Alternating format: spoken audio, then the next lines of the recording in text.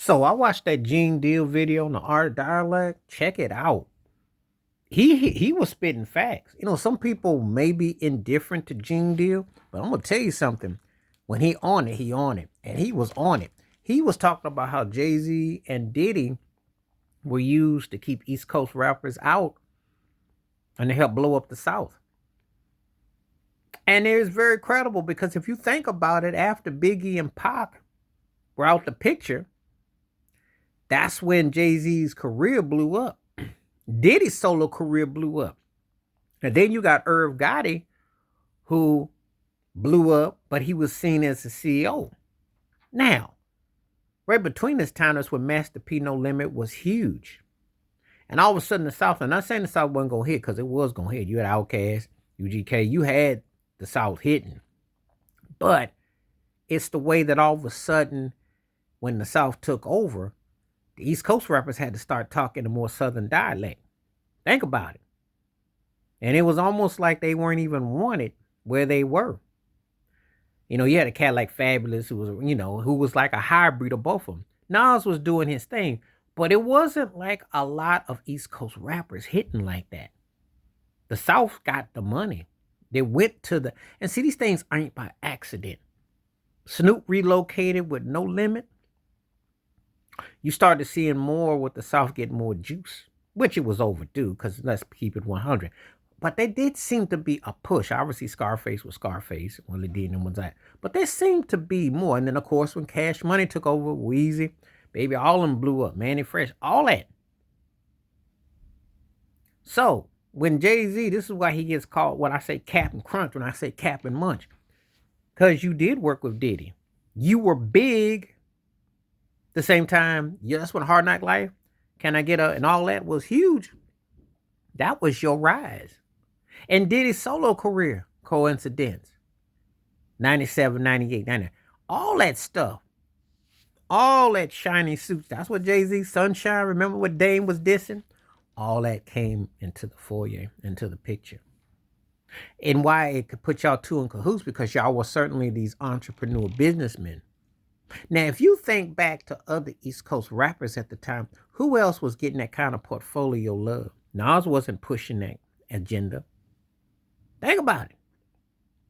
You didn't have other East Coast rappers getting that kind of push to do that. They was pushed as artists. They weren't pushed as a CEO in the business and all that. And I do believe that there was a movement. I'm glad that hip hop is open for everybody. However, when Jay-Z talk about, oh, I don't know who that is, I don't got amnesia. Yeah, right. I call Captain Crunch. Captain Crunch. Because I'm going to tell you something. Cap, big time. Y'all two turkeys was the ones that was front and center. And you both were working on projects to further your portfolio. As you both worked with R. Kelly. And you both had different projects and y'all were doing different things. Stuff ain't by accident. You see, it ain't by accident. You were working with R&B singers, pop singers. You had that portfolio. You had that money thrown your way. Think about it.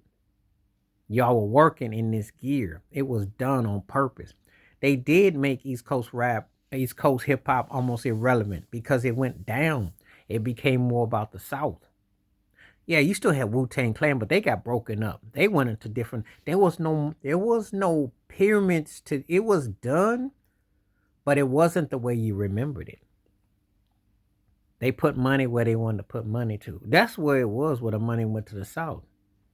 And that was the business, because it was cheaper for the publishing. It was cheaper for the rights. It was cheaper to sell the artistry. Gene Deal struck gold with this one. I believe him wholeheartedly about that, because I saw it. And think about it. Everything went outward into different paths and directions once they got certain parties out. Like Bone Thugs and Harmony came from Cleveland. They weren't never promoted as East Coast. They were promoted West under Easy, and then that's where they went. You know, they for Cleveland they rep, but the thing shifted. It was done on purpose. So Gene Deal got a point about how Jay-Z and Diddy were used against East Coast rappers to sell for the gatekeepers. There's truth in that. Please hit like, subscribe, welcome thoughts, comments, and I do respond. Thank you. Wash your hands. Keep your mind clear. Watch out for another. Share it if you like. And hit that membership. Stay safe, stay blessed, stay woke, stay full, stay true. You can see it if you think back about it. It was done on purpose. And they had money on them and their portfolio. And I remember that Jay-Z commercial when they were talking about his conglomerate. They built him just like Diddy. Junior Whoppers, however way you want to call it, they were in the same cut. I'm out.